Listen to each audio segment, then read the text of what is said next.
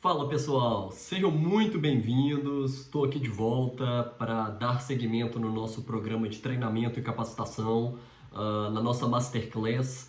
E hoje a gente vai abordar um tema bem interessante. A gente vai falar um pouco sobre o comportamento da cadeia de reposição, tá? Da cadeia de reposição de autopeças, como que tem funcionado os canais digitais e alguns tipos de estratégias nesse movimento de quebra da cadeia, tá? Ou seja, eu tenho a indústria, no meio do caminho eu tenho os atacadistas vendendo para os lojistas, atacarejos, varejos, as oficinas mecânicas e chegando essa peça no consumidor final.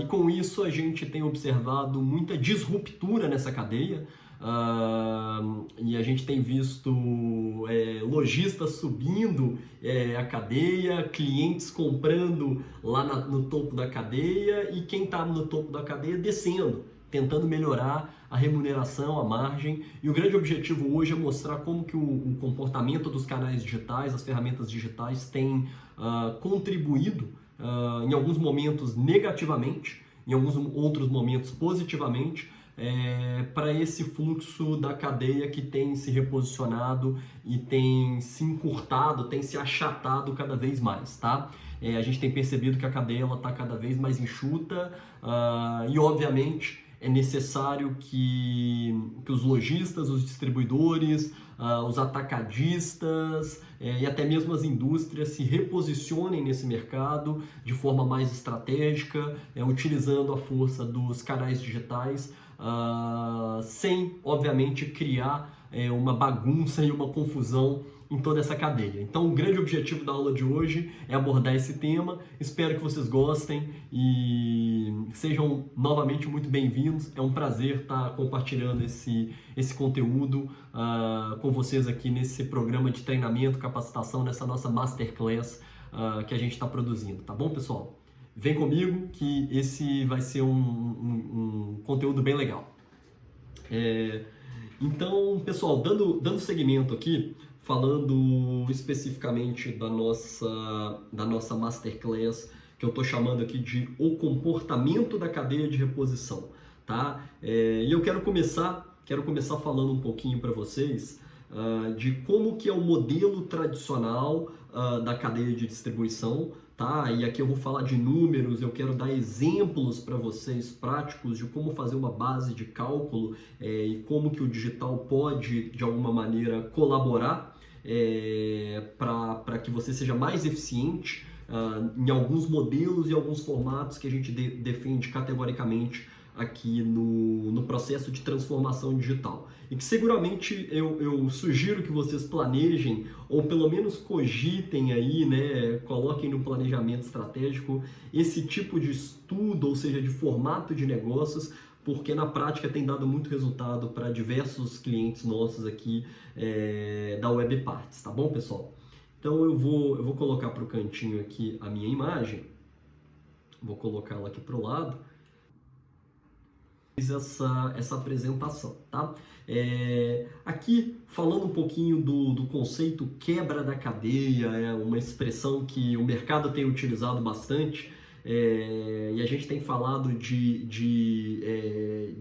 vilões, de heróis, quem que está atrapalhando e qual que é a nossa visão sobre o tema. Eu quero falar um pouquinho sobre isso, mas quero começar mostrando para vocês aqui esse comportamento da cadeia, tá? Do modelo tradicional, que é esse que está aqui na lateral esquerda, tá? Em que eu vou dar alguns exemplos fictícios, tá? De uma cadeia que já está até um pouco quebrada, tá? Aqui a gente está falando de uma cadeia em que a mercadoria ela sai da indústria, tá? Do fabricante, seja, quando eu falo indústria, eu posso estar falando de um importador, tá? Que é o importador que traz a peça, que é a origem da cadeia de fornecimento aqui no Brasil, tá? Do mercado do aftermarket de reposição de autopeças. Mas nesse cenário eu estou simulando uma indústria, tá? Uma indústria, seja ela uma multinacional ou não, mas com produção local, tá bom? Então, ou seja, essa indústria ela tem a sua cadeia capilarizada de distribuição, algumas indústrias com cadeias mais centralizadas, ou seja, com menos distribuidores nas regiões espalhados pela região do Brasil, e outras com mais capilaridade, tá? Esse é um cenário que eu estou falando então de uma indústria que ela fornece para uma cadeia de distribuição, que compra direto da indústria, tem limite de crédito, pode ser um atacadista, tá?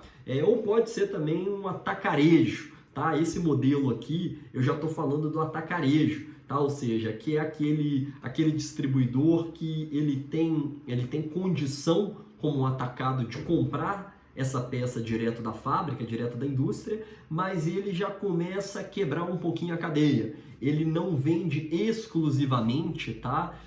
Só para outros lojistas menores, regionais, autopeças de bairro. Ele já quebra a cadeia, ele já chega aqui a vender para a oficina mecânica, tá? Para o aplicador mecânico. E muitas vezes a gente já está vendo, inclusive, cenários, tá? É natural, não preciso citar nomes, a gente tem inúmeros exemplos de mercado, de distribuidores que compram direto da indústria e vendem para o consumidor final, ou seja, tem balcão, tem filiais da sua operação de autopeças espalhadas aí por diversos cantos do Brasil, tá? Muito normal, muito comum, né? Faz parte da realidade e a gente não pode deixar de abordar esse tema aqui. Nesse cenário, então, indústria comercializando para o distribuidor, para o atacarejo, o atacarejo nesse cenário, que é esse distribuidor vendendo para a oficina, e essa oficina, de alguma maneira, com a força do aplicador, tá? É isso que eu quero defender hoje nessa Masterclass, nessa aula para vocês, é a força do aplicador no processo de transformação digital, e esse aplicador comprando do atacarejo e revendendo essa peça para o consumidor final, para o dono do carro. Tá legal, pessoal? Com isso, eu estou chamando esse um modelo tradicional, tá? Comum, que a gente vê diariamente no dia a dia aí de todas as regiões, de todos os cantos aí do Brasil. Esse é um modelo tradicional que acontece, tá? E aqui, fazendo um pouquinho de cálculo com vocês, e já eu vou abrir uma planilha na prática para vocês, falar um pouquinho de CMV, custo de mercadoria, markup, a margem dessa operação. Vou dar alguns exemplos aqui. O objetivo não é a gente ficar fazendo cálculo nessa Masterclass, mas eu quero mostrar na prática para ajudar a fixar a base de conhecimento para vocês, tá? Com isso, pessoal, olha que legal.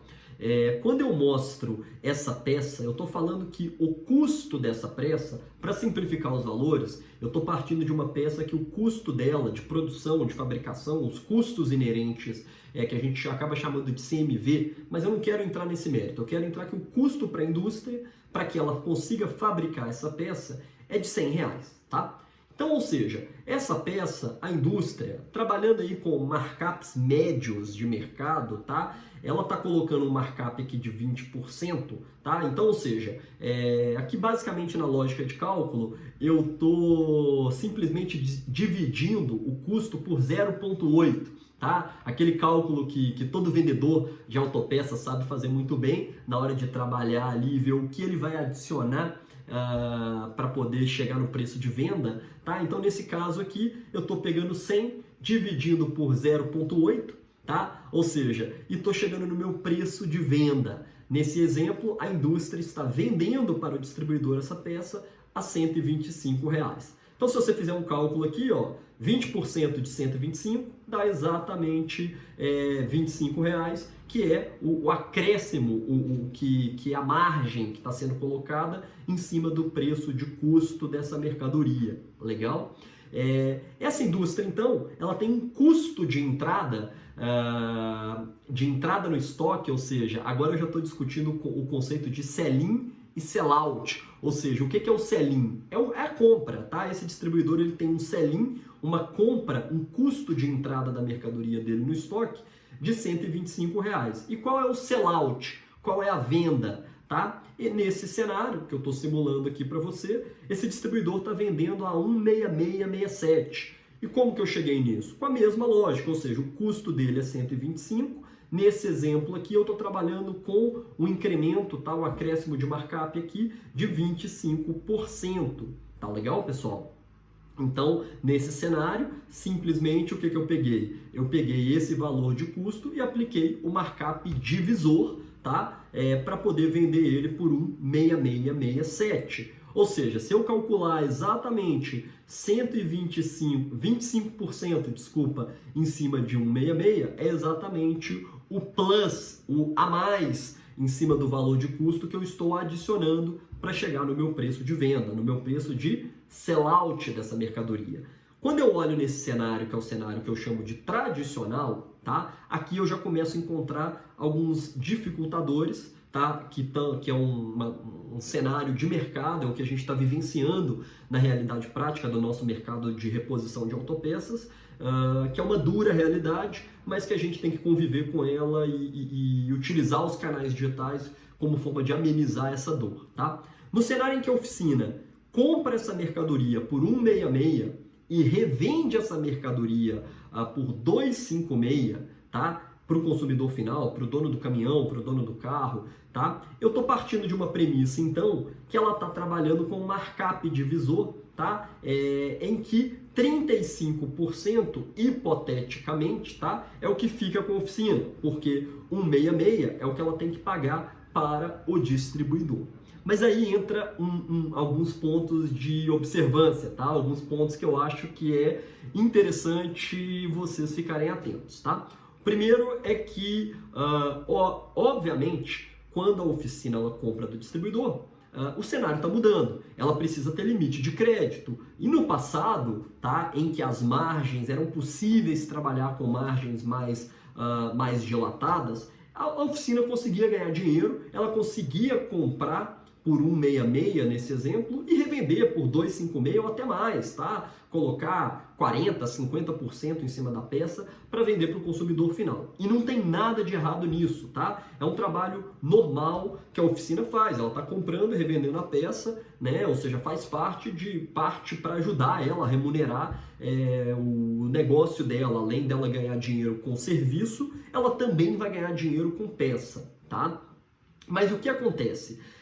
O digital tem sido muito cruel com essa cadeia, tá? Com essa cadeia tradicional. Por quê? Olha, eu vou dar um exemplo aqui muito objetivo, tá? Num cenário em que eu sou dono de uma oficina, então, portanto, eu tenho limite de crédito e compro de alguns distribuidores que são parceiros, que são os meus fornecedores de peça, utilizo o estoque da minha oficina ou do meu distribuidor, ou em alguns momentos eu até faço o meu almoxarife, eu compro, deixo mercadoria ali disponível no meu almoxarife para poder atender de imediato esse consumidor final, esse dono do carro ou esse dono do caminhão, seja um pequeno, médio frotista ou até algumas oficinas, truck centers, auto centers que conseguem atender frotas um pouco maiores, tá? O que acontece nesse cenário é a dura realidade em que o dono do carro, o dono do caminhão, quem quer que seja que está comprando, sendo consumidor final aqui nesse cenário, quando eu, como dono da oficina, ofereço aquela embreagem, por exemplo, aquela peça, eu não vou citar qual peça, não acho que não é independente de qual que seja a peça. Quando eu ofereço a peça, tá? Dentro do plano de reparo ou plano de revisão que eu tenho que fazer, e aí eu ofereço a peça dentro do orçamento, tá? E sinalizo que essa peça vai sair a 256, 270, 300 reais que seja para o consumidor final. O consumidor final ele já está um pouco letrado no digital. Então o que ele faz? Ele pega o celular dele, tá? Faz uma pesquisa rápida no Google, tá? Com meia dúzia de palavras-chave, onde comprar a embreagem para o meu veículo, para o meu delivery, para o meu Volkswagen 850, por exemplo, no segmento de truck até 12 toneladas, por exemplo, tá? E aí, automaticamente, tá?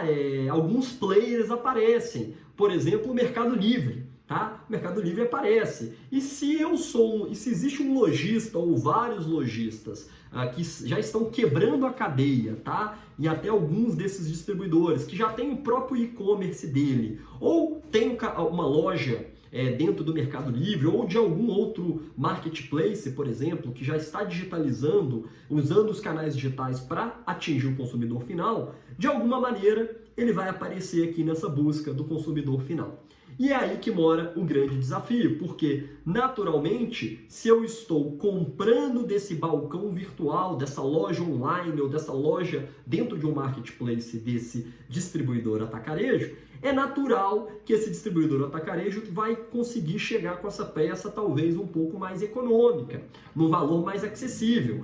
Então, por exemplo, se enquanto a oficina está me oferecendo aqui a 256, provavelmente esse distribuidor ele vai estar oferecendo um valor um pouquinho acima de 166, né? Ou seja, porque para ele vender por 166 para a oficina, ele já está dando um desconto legal para que a oficina consiga comprar e revender. Então, nesse cenário, hipoteticamente, vamos falar, olha, ele encontrou aqui a mesma peça que a oficina está me vendendo por 256, ele encontrou na internet, no canal, no Mercado Livre, por exemplo, tá? Ou na americanas.com, dependendo da peça, um amortecedor, por exemplo, a 210, 215 reais. Então, olha que interessante.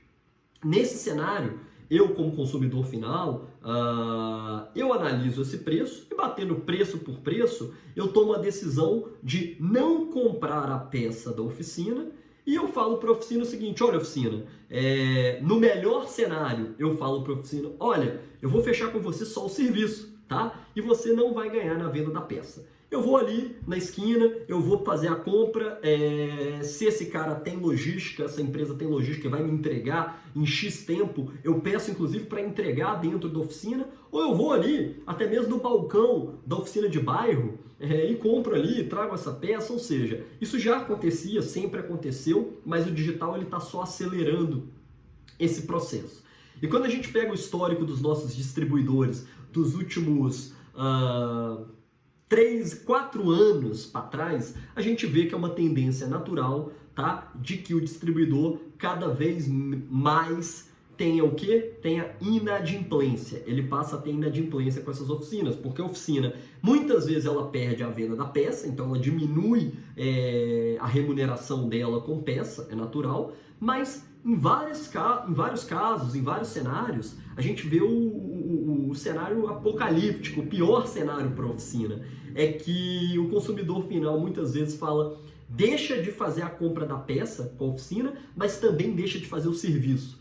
E muitas vezes fica desconfiado e fala, pô, oficina, você está me roubando, você está me sacaneando, e nada de errado, a oficina não está fazendo nada de errado, ela está comprando e revendendo, mas infelizmente a margem da cadeia já está apertada, não comporta mais que essa peça chegue nesse valor, por exemplo, nesse exemplo que eu estou dando aqui na nossa aula, na nossa Masterclass de 256, não dá mais para essa peça chegar nesse valor. Ora, então entendendo isso, é natural que o distribuidor que antes movimentava 20, 30, 40 mil reais todo mês com aquela oficina, e aquela oficina podia pagar ali talvez até com parcelado, com prazo, com 30, 60, ou seja, já não dá mais para liberar um grande limite de crédito para a oficina, porque você não sabe como está o distribuidor, o varejo, o atacarejo, não sabe como está a saúde financeira dessa oficina, exatamente por esse cenário, tá bom? Então esse é um modelo tradicional que a gente vem acompanhando aqui a realidade de mercado, que é uma dura realidade com a oficina, tá? Entretanto, a gente sabe da importância dessa oficina, a importância desse aplicador, tá? Fazer venda de peças é uma venda técnica. Então, quanto mais eu tenho um aplicador, um conhecedor técnico, que é a oficina, envolvido no processo, maior a chance de eu ter assertividade na minha venda e maior a chance de eu ter uma escala de venda. Quem aí, tá, que atira a primeira pedra, nunca ouviu falar no chamado voucher, né? Das autopeças, aquele voucher que você dá algum tipo de benefício, algum tipo de desconto, algum tipo de comissionamento. Eu já vi isso acontecendo no mercado. Ora, existem formatos aí que o mercado tradicional veio fazendo, que a oficina vai lá no balcão da autopeça de esquina ali e fala, cara, fui eu que indiquei, cara, eu que indiquei esse cara aqui para comprar peça com você, tá? Esse é um modelo que ele acontece, ele é uma realidade para várias oficinas que já entenderam, e até no passado, há mais tempo, já vieram entendendo que eles não conseguiam ter margem competitiva para vender peça, tá? Então, mais ou menos é isso que a gente tem visto excelentes resultados acontecendo utilizando os canais digitais, ou seja, utilizando a força da oficina, o conhecimento técnico da oficina, do aplicador, para que ele continue participando da cadeia e sendo remunerado pela cadeia, mas com algumas modelagens um pouquinho mais ousadas que a gente está trazendo aqui no modelo, no exemplo que eu defendo categoricamente, seja você de linha leve ou seja você de linha pesada, eu defendo como modelo, porque na prática, com os nossos lojistas, distribuidores, atacarejos, a gente tem visto os melhores resultados de incremento de venda e as menores taxas de devolução de peça quando você encontra as oficinas certas para poder serem as suas parceiras nesse modelo aqui ao lado, nesse modelo aqui na lateral direita que eu coloquei na tela para vocês, tá? Então, respondendo, quem é o vilão nessa cadeia? Olha, quem está prejudicando ou atrapalhando? Olha, eu não gosto de falar de vilão, de mocinho, de bandido, eu acho que é um antagonismo grande e não quero ir para um caminho maniqueísta aqui. O que eu quero dizer é o seguinte, nesse cenário, tá? Olhando sobre a ótica, me colocando no lugar da oficina mecânica, o vilão são os e-commerce. São os canais digitais, ou seja, quem está prejudicando as oficinas e diminuindo a viabilidade ou a possibilidade das oficinas ganharem na venda de peças são os e-commerce e as vendas online, os balcões virtuais, o modelo de B2C, o varejo de venda digital de peças, em que o distribuidor toma a decisão de abrir um e-commerce com a marca própria ou abrir uma loja no marketplace e ele está faturando e vendendo para o consumidor final.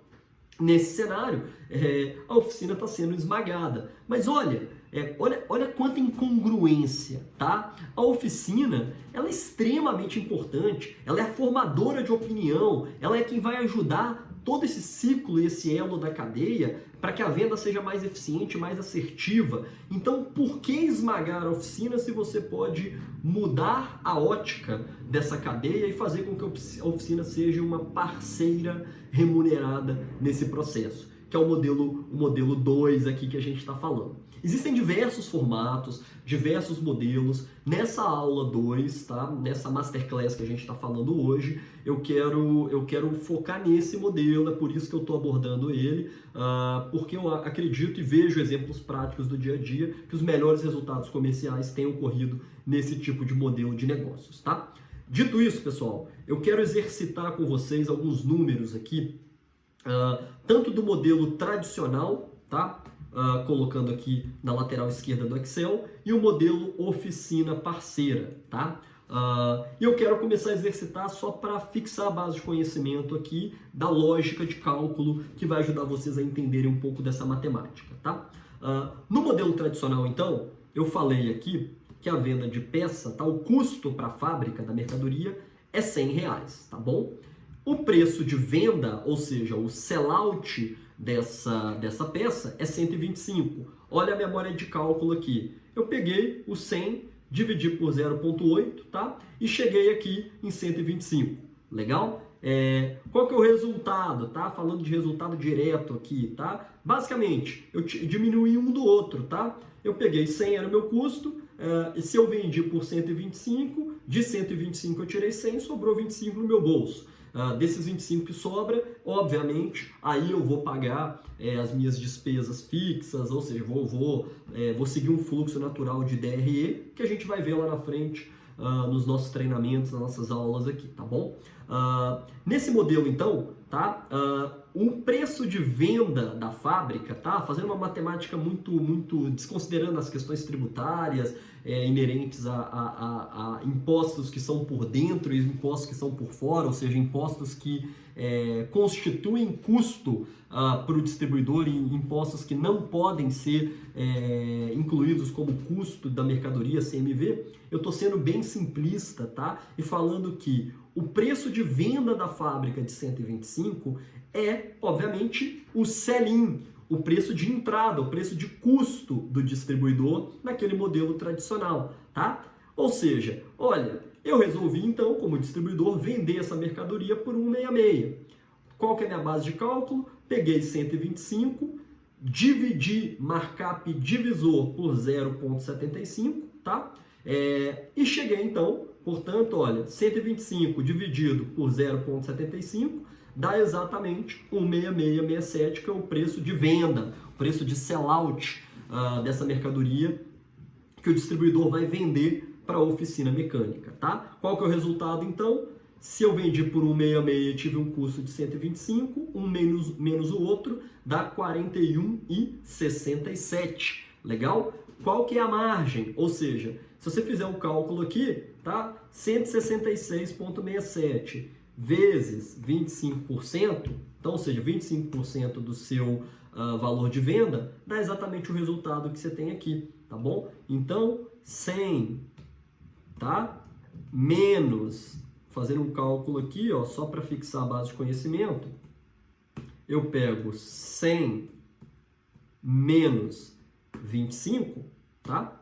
Ou seja, 75% é o meu custo. Ou seja, 75% de 16667 é exatamente 125. Então a margem está aqui do meu resultado, 25. Olhando sobre a ótica da oficina, então, ou seja, o preço que o distribuidor está vendendo é o custo da oficina. E essa oficina, tá, que está buscando ganhar dinheiro com a peça, tá, ela está tentando ganhar quanto? Nesse cenário, o cenário que a gente exemplificou no slide no PowerPoint, a gente estava falando de um cenário que a oficina está tentando trabalhar com 35%, tá? Então ela está vendendo a peça 256, tá? Tá sobrando, hipoteticamente sobrando, né? E agora já eu vou discutir os problemas desse sobrando para a oficina. Tá sobrando 89,74, tá? Portanto, a gente está falando aqui de 35%, tá? Olha, a gente tem vários poréns nesse modelo. Primeiro, eu quero dizer o seguinte: será que sobra mesmo 35% no bolso? Ou seja, R$ 89,00 nessa peça fica com a oficina? De cara eu falo que não fica, tá? Então aqui eu já vou colocar um negócio de vermelho aqui, tá? Uma observação de vermelho para vocês, que é o seguinte: lembra, pessoal, sobra 35, mas a oficina tem que pagar, ela vai pagar, obviamente, ela tem que pagar 166 para o distribuidor, ela tem que ter fluxo de caixa suficiente para conseguir ter o crédito com o distribuidor e pagar em dia o distribuidor, ela tem algumas responsabilidades jurídicas sobre o fluxo da venda da peça, tá? Então, nesse modelo tradicional, lembrem-se, a oficina, se ela está comprando e revendendo essa peça, ela é corresponsável pela venda da peça. Então, se tiver um problema de garantia, de falha, de devolução, qualquer que seja o cenário, a oficina ela é responsável. Então, ela vai assumir. Isso pode impactar em algum resultado negativo para ela. Então, olha o modelo 2, tá? Vamos esterçar um pouquinho o modelo 2 de quebra da cadeia sem quebrar a cadeia. Ou seja, eu quebro a cadeia no conceito de faturamento, mas eu não tiro a oficina da jogada, tá? Esse é um modelo em que, da fábrica para o atacarejo, não muda nada. O que muda é o seguinte: se antes o atacarejo, tá, ele colocava aqui, trabalhando o markup divisor, tá, e a gente estava trabalhando com um cenário de 25%, tá?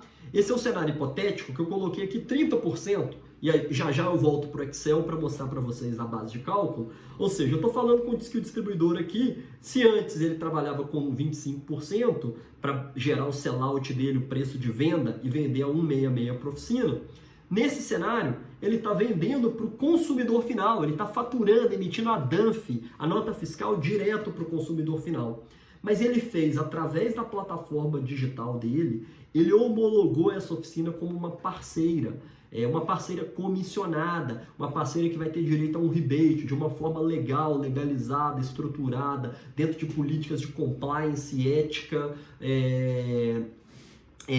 apoiados, incentivados por diversas fábricas e indústrias que a gente vê no mercado, tá? Então olha que legal, quando o aplicador, o Truck Center, o Auto Center, ou até mesmo o posto de serviço autorizado é um formador de opinião e é um cara que vai te apoiar, uma empresa, um parceiro que vai te apoiar lá na ponta e fazer com que esse pedido entre na sua plataforma através do incentivo dele, é natural que você pode remunerá-lo. Então olha que interessante, se antes eu trabalhava com uma margem de 25 aqui, nesse cenário eu estou trabalhando com 30, ou seja, 5% a mais. Esse 5% a mais você não precisa colocar no seu bolso. Você pode repassar com alguma política de benefício, de parceria, ou até mesmo em descontos, fidelização, ou até mesmo em comissão. Tá? No modelo muito simplista, sem entrar em méritos de formato de contratos, mas esse é um modelo em que a oficina ela acaba se tornando um representante comercial, ou seja,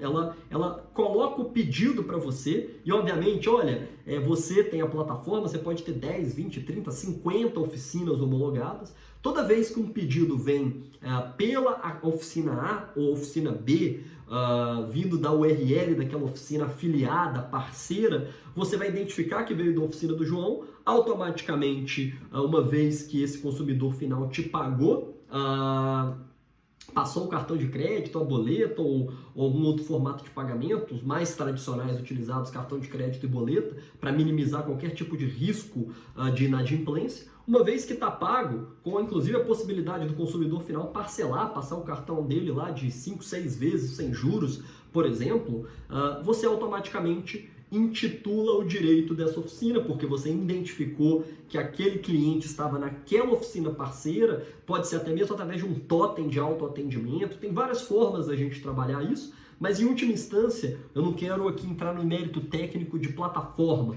mas eu quero entrar no mérito técnico da modelagem do negócio. Em última instância, o que a gente está falando aqui é oficina, se você me apoiou tecnicamente para que eu realize essa venda, que o meu sellout como distribuidor seja um sellout de quebra de cadeia, ou seja, faturando para o consumidor final, você vai ter direito a X% de bônus, de bonificação, de rebate, de comissão.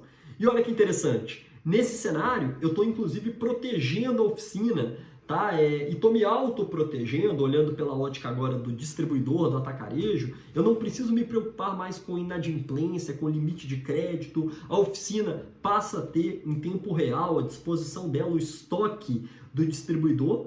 Claro que aqui a gente vai entrar em questões logísticas, o distribuidor tem que ter muita eficiência em faturar, em entregar. Existem determinadas regiões que são mais favoráveis para esse modelo de negócio, e a gente vai falar mais na frente, a gente vai abordar isso até mesmo em outras aulas práticas que a gente vai falar um pouquinho, mas o mais importante é que você entenda que nesse modelo você não é concorrente, esse modelo de negócios ele não compete com a oficina, então você não é vilão nessa história, você é um apoiador, você é um parceiro e vai ter naturalmente um parceiro lá na ponta para incrementar, incentivar o seu sellout. E olha que interessante, essa peça, nesse cenário aqui, essa peça inclusive está chegando num valor até mais reduzido para o consumidor final. Você está desonerando, inclusive, a bitributação, né? Em um cenário aqui que eu tenho custo que você vende para a oficina tem que emitir nota, ela bitributa isso, ou seja, ela vai ter que pagar os impostos, então daquele valor que a gente falou de 35%,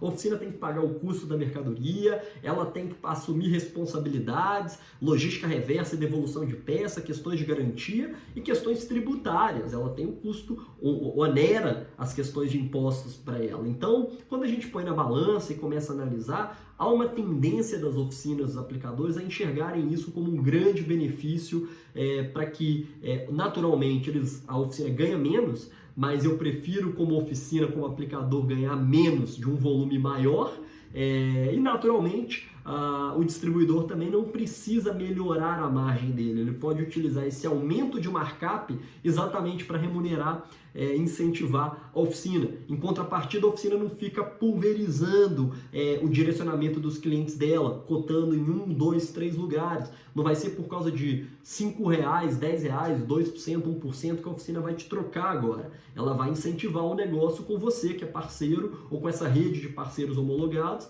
porque é total interesse dela nesse cenário, tá, pessoal?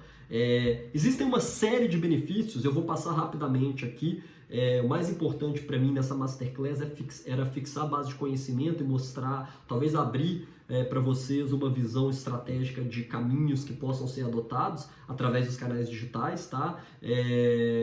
Mas eu quero voltar aqui antes um pouquinho no Excel tá? Só para a gente esterçar um pouquinho o modelo de negócios e fazer um pouco de cálculo, tá?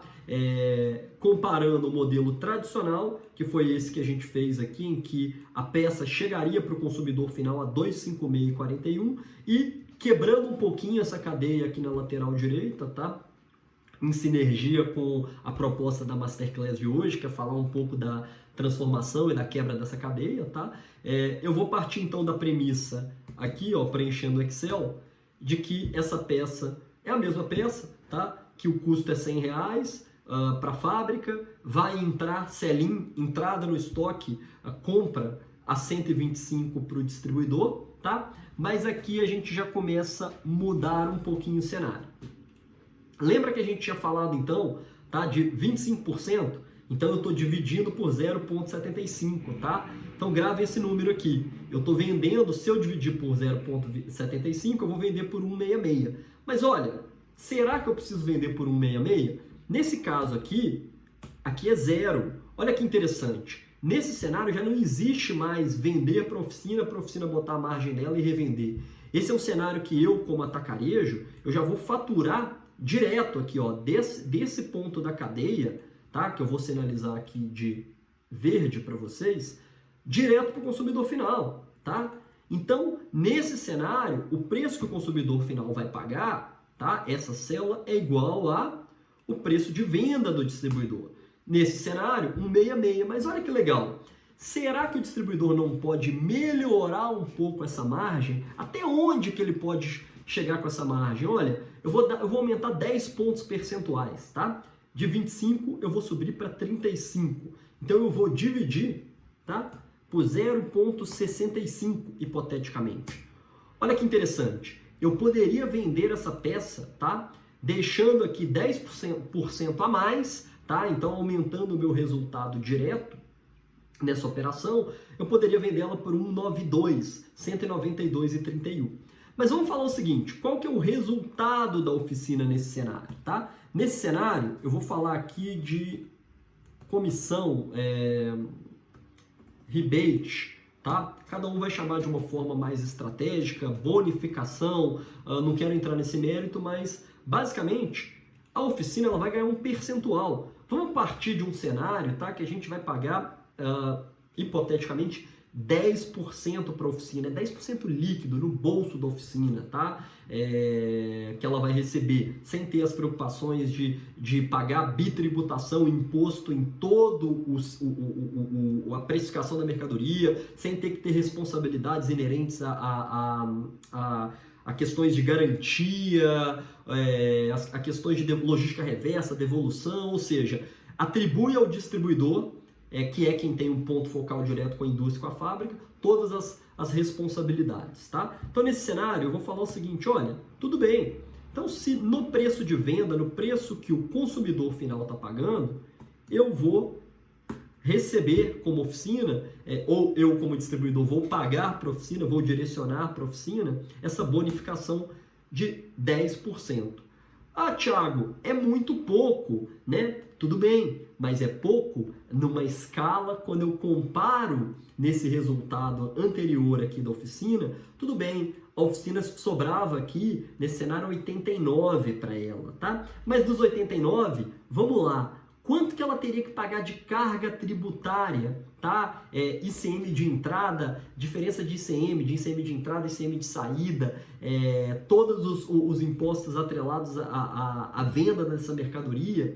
Então, ou seja, desses 89, a gente ainda tem que tirar, lembrando, tá, pessoal? Então, a aula não é uma aula de tributos, então eu não vou ficar fazendo cálculo de tributos aqui com vocês.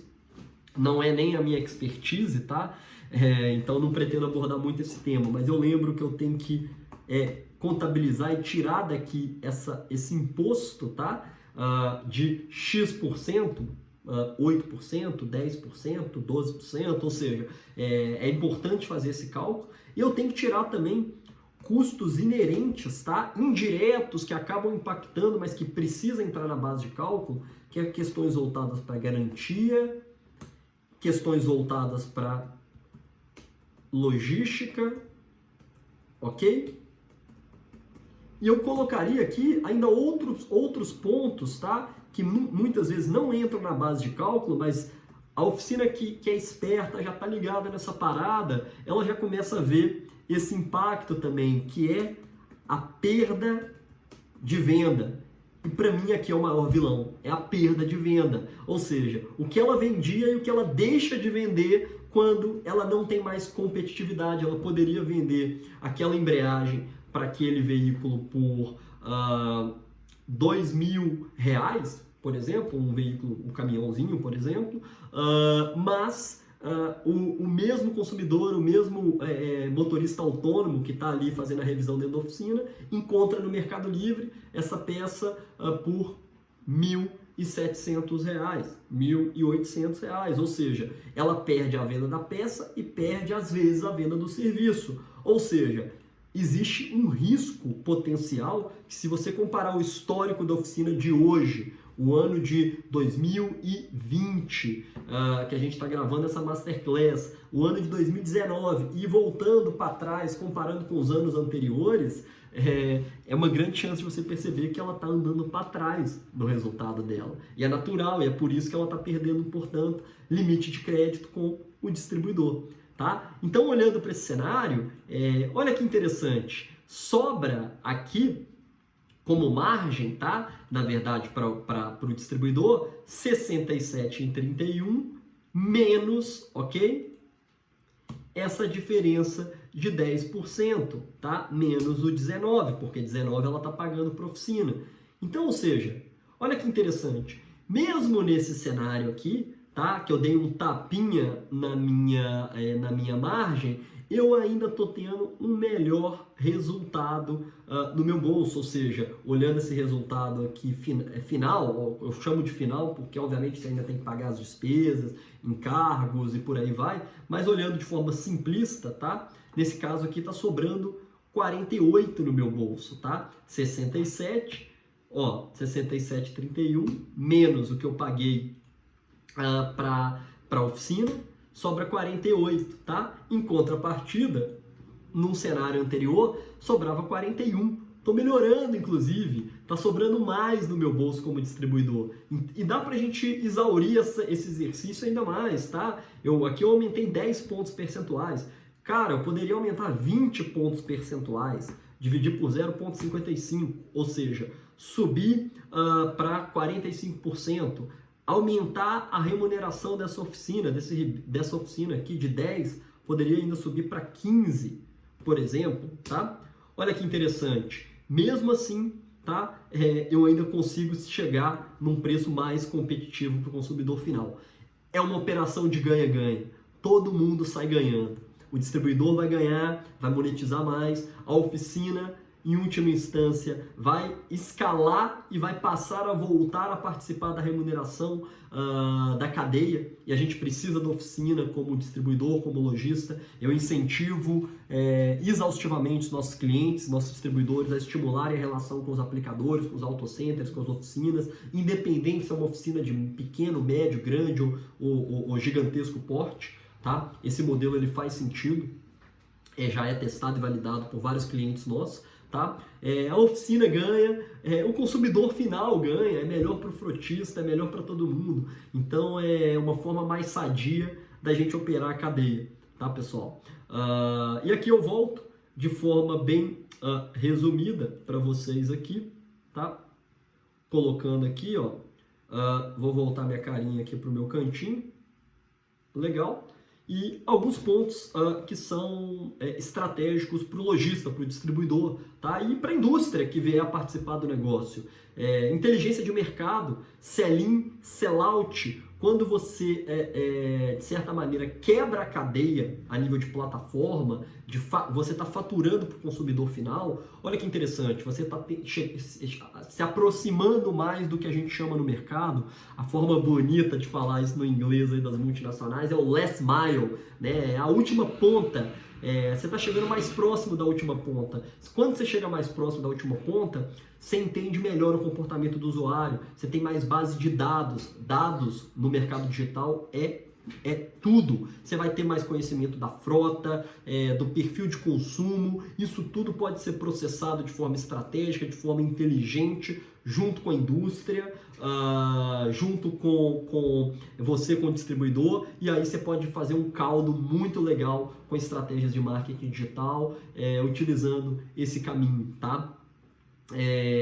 Só tem benefício para o aplicador, como eu já falei, tá? A gente está falando, você tira do aplicador as questões de garantia de peça, entrega e logística, questões de pós-venda, a necessidade dele ter limite de crédito com você, com o distribuidor ou lojista ou atacarejo. Não há mais a necessidade do aplicador ter que ficar montando almoxarife, desde que você faça o compromisso como lojista e como distribuidor de apoiá-lo em uma logística, uma entrega expressa, eficiente na oficina dele, que você consiga se estruturar num raio de atuação para oferecer para ele aquela mercadoria o mais rápido possível. Aquela oficina já não precisa mais ficar investindo em mercadoria, ela roda com seu estoque através da plataforma, ela tem em tempo real o estoque do lojista e do distribuidor dentro da casa dela, tá? E naturalmente a remuneração variável, ou seja, o percentual de bonificação, de desconto, ou seja, o que você vai oferecer como o antigo voucher de benefício. Uma plataforma de transformação digital, de venda online, pode ser um canal bem interessante para te ajudar nesse cenário, tá? E a fábrica? O que a fábrica ganha, tá? Galera, só benefício para todo mundo. A cadeia, a fábrica, ela tem um interesse de trabalhar o conceito que a gente chama de push and pull, tá? Ou seja, aquele conceito antigo de, cara, vou só entubar, vou só enfiar estoque no distribuidor, vou encher o estoque do distribuidor porque eu estou ganhando na compra do distribuidor. Isso já não existe mais. As indústrias modernas, as equipes comerciais, elas trabalham com o conceito de push and pull. Ela gera demanda na ponta, ela tenta de alguma maneira incentivar, estimular de forma estratégica a demanda na ponta, lá na ponta mesmo, no aplicador, na oficina, na frota, estimular isso para quê? Apoiar o distribuidor a aumentar o sellout, aumentar a venda dele, e automaticamente é um processo orgânico. Se ele girou o estoque, ele vai vender mais, ele vai trazer, ele vai comprar mais. Sell-in, sell-out, tá, pessoal? Esse é o conceito mais moderno que a gente tenta trabalhar com todos os nossos clientes, sejam eles indústrias, lojistas, distribuidores, através dos canais digitais. E a indústria, com isso, naturalmente, os canais digitais, ela sendo parceira, incentivando, ela pode até ajudar o atacarejo, o distribuidor, a financiar esse projeto com rebate, com negociações de descontos especiais. Existem várias formas. A gente está vendo o posicionamento de várias indústrias, inclusive grandes multinacionais, se posicionando nesse tipo de ecossistema aqui de uma forma muito favorável e benéfica para o distribuidor. Tá? E quando ela apoia, é natural que ela pode pedir algo em troca. A indústria ela pode ter acesso a essa inteligência de mercado, essa capilaridade dos dados, ela vai ter bases fidelizadas, não necessariamente ela precisa ter somente postos de serviços homologados e autorizados, mas ela tem oficinas menores, mais simples, com menos estrutura, que vão ser parceiras,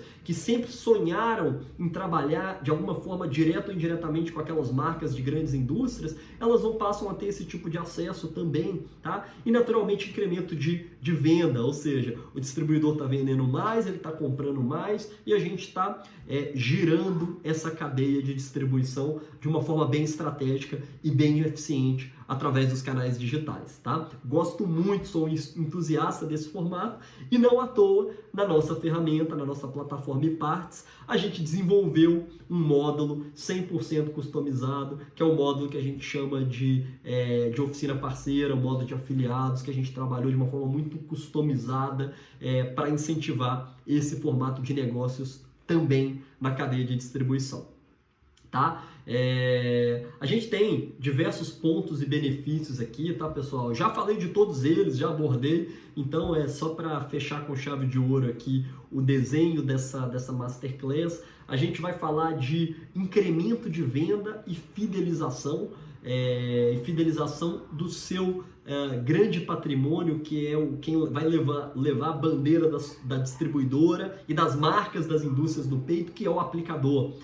Do mesmo jeito que o aplicador pode fazer uma marca, ele também pode queimar uma marca no mercado. Então, saibam disso, eu tenho certeza que vocês sabem disso na prática. Então, chefes de oficina, aplicadores, independente do nível de hierarquia daquele aplicador, daquele mecânico dentro de uma oficina ou de uma oficina de uma grande frota, esse elemento é fundamental, que esteja do seu lado, esteja fidelizado com a sua marca e ele veja uma relação muito positiva de custo-benefício. E nesse cenário que a gente está falando de oficinas autônomas, ou seja, não envolvendo empresas e frotas, né? Entrando num cenário que é uma relação do lojista, do distribuidor com o dono da oficina, criando um benefício para aquela oficina, a gente vê de uma forma muito saudável esse modelo de negócio, de uma forma muito ética, esse modelo de negócios aqui,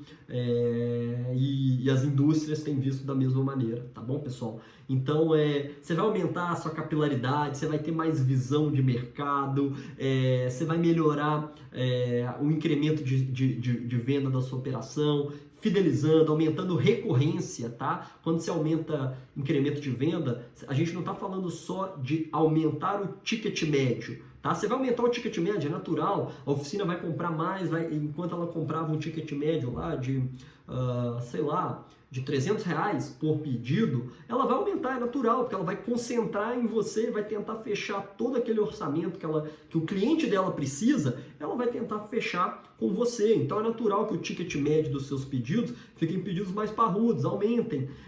Mas a recorrência também vai ser maior, porque antes ela tinha um trabalho, pensa com a cabeça da pessoa da oficina, a pessoa que fica lá fazendo os orçamentos, ligando, mandando e-mail para várias autopeças, perguntando se tem a peça, se não tem, fazendo cotação, te trocando por 1%, 2%, poucos centavos, mas porque ela está olhando para o lado dela. Quando você entrega, quando a gente incentiva esse modelo de negócios, a oficina, você está ganhando agilidade, velocidade. Então, o valor agregado que você está entregando para a oficina não é só aquela lista de benefícios, mas é velocidade no processo. Velocidade é o que a oficina espera. O que você tem que vender para a oficina é o valor agregado, não é simplesmente só o preço, o rebate, a comissão e todos esses benefícios, mas também a velocidade. Ela vai ter acesso em tempo real ao teu estoque através da plataforma, ela vai conseguir ganhar celeridade no processo de cotação, em última instância, mercadoria vai chegar mais rápido e natural, consequentemente, que você dê vazão no pátio dela, ou seja, tem mais carro parado, ela gira o pátio, e pátio girando é mais grana no bolso da oficina, então o ecossistema fecha, é benéfico para todo mundo nesse conceito, nesse desenho, tá bom, pessoal? Opa, aqui eu já dei spoiler da nossa próxima Masterclass da semana que vem, mas fico aqui, agradeço novamente a audiência, tenho ficado muito feliz com a entrada de todos aqui nessa Masterclass, nessa lista VIP. Somente quem está na lista VIP tem acesso a esse material premium, exclusivo, que a gente está produzindo para agregar valor ao mercado. Estou muito feliz com o feedback de todos, o retorno aqui no privado, no Zap, nas redes sociais, junto com o meu time na WebParts. Então, agradeço do fundo do coração pela oportunidade de estar com vocês aqui em mais essa aula, uma aula densa que fala sobre a cadeia de distribuição, e vejo vocês na semana que vem na nossa próxima aula, na nossa próxima Masterclass. Valeu, galera, brigadaço, tamo junto!